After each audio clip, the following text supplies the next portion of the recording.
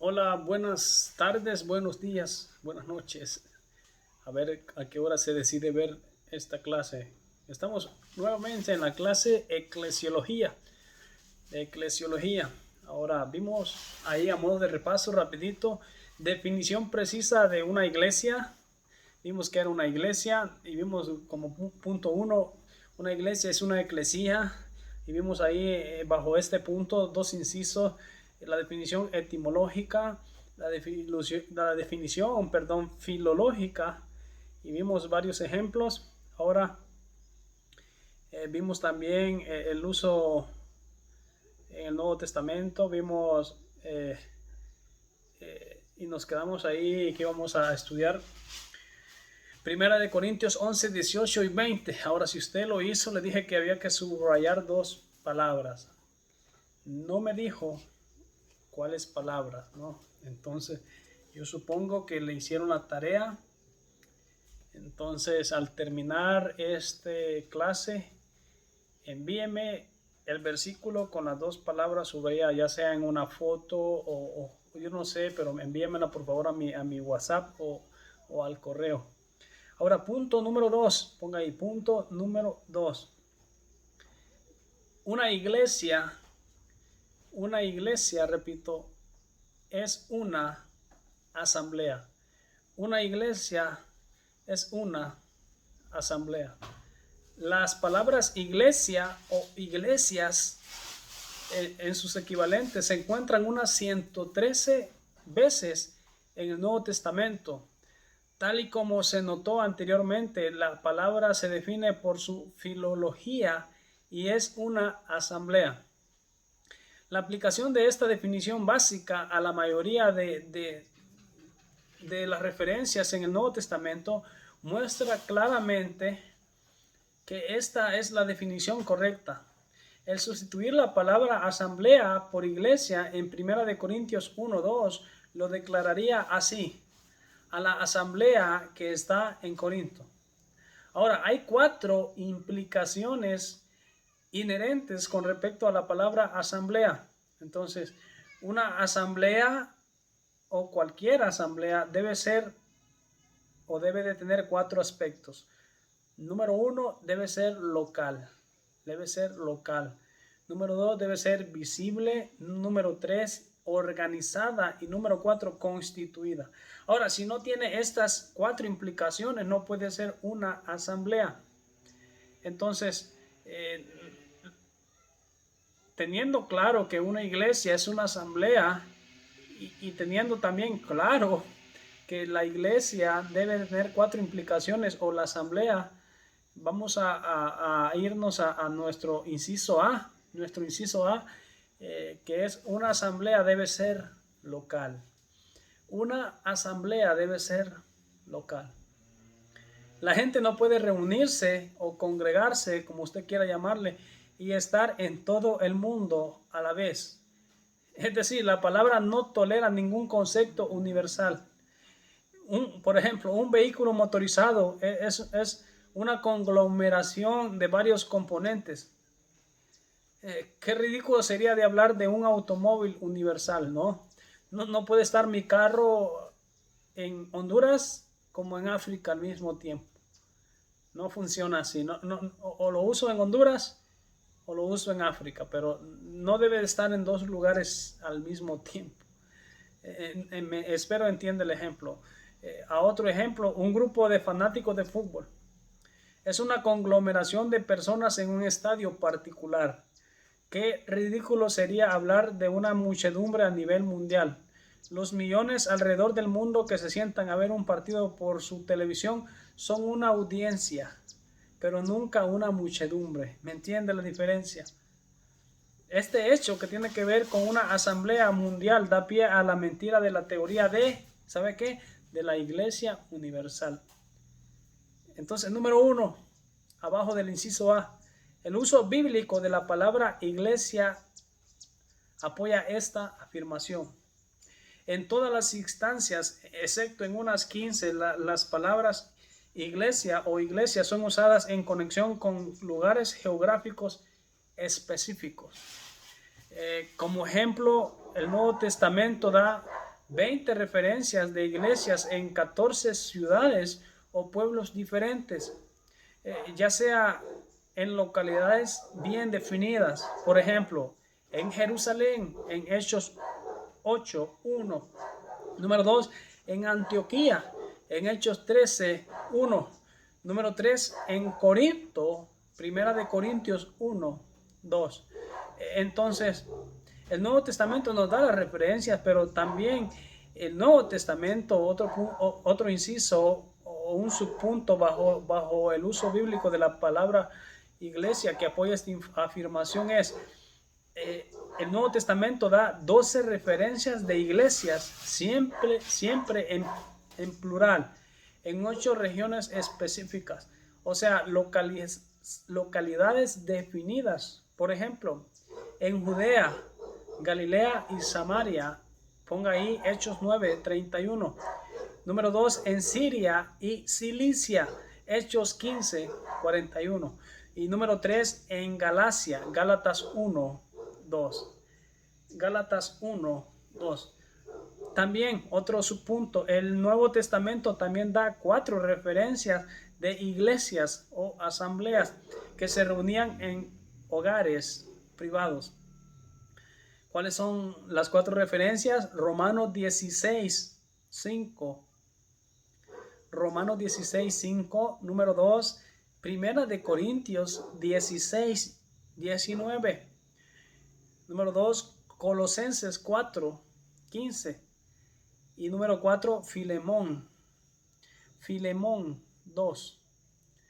Ahora, el contexto en el cual se usa la palabra iglesia indica claramente el hecho de que las iglesias del Nuevo Testamento son siempre locales.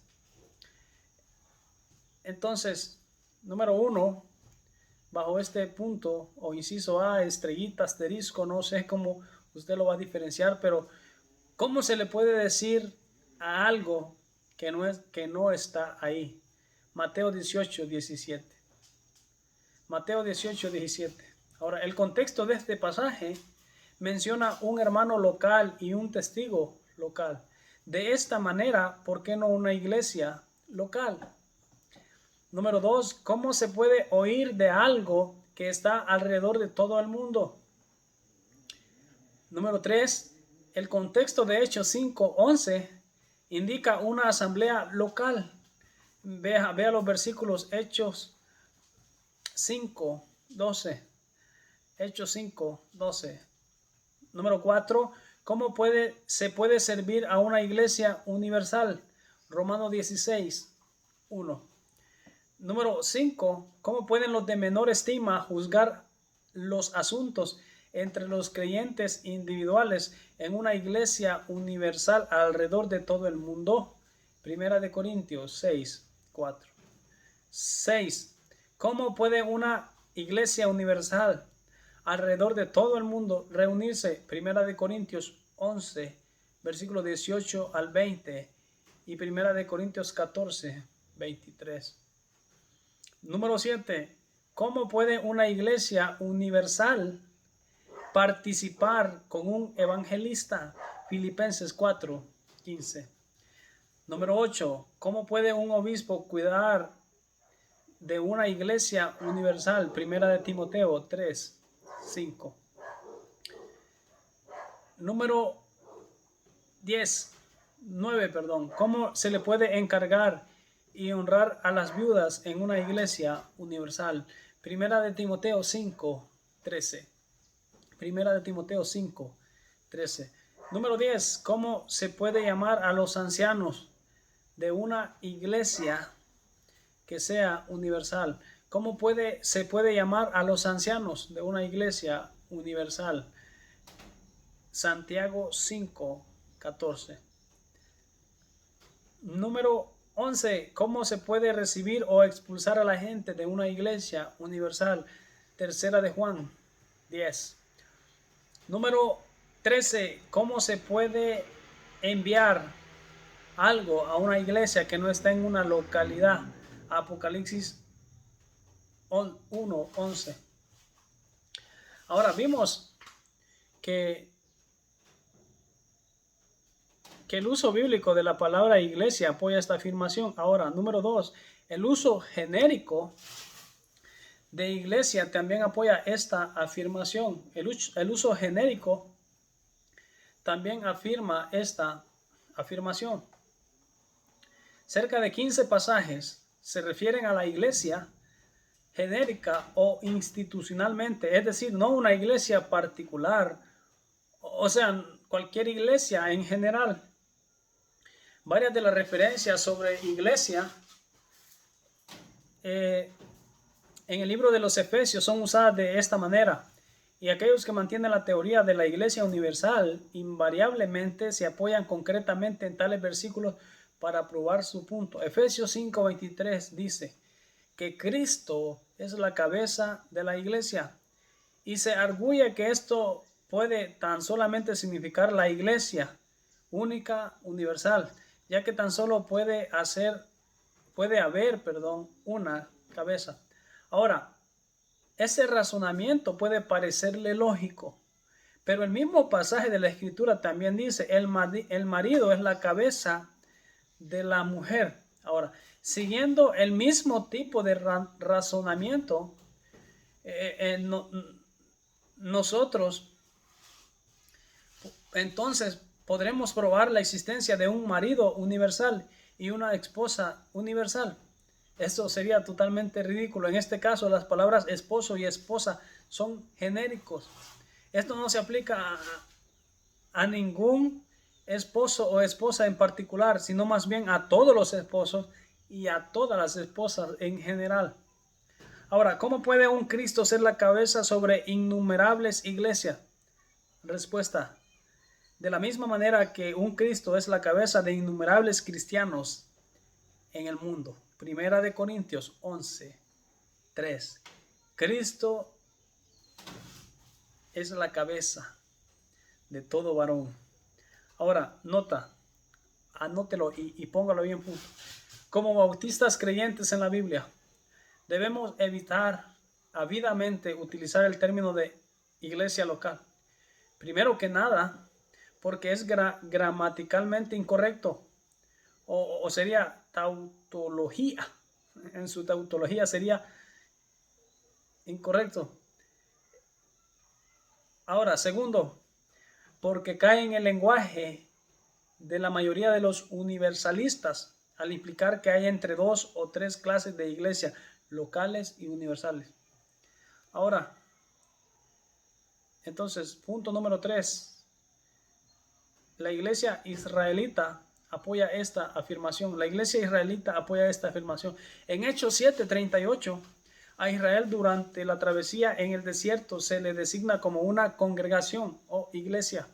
Si bien es cierto, muchos han supuesto que este es un error de la traducción, la misma que en verdad una traducción muy certera, a pesar de que Israel contaba con millones de personas, basándose en Números 1:45 hasta el 47.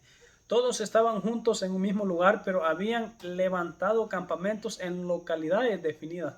Ejemplo, Números 12, versículo 16, Números 21, versículo 10 al 20.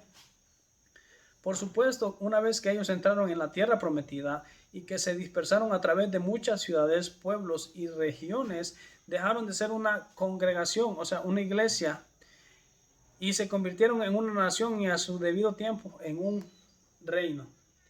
Entonces,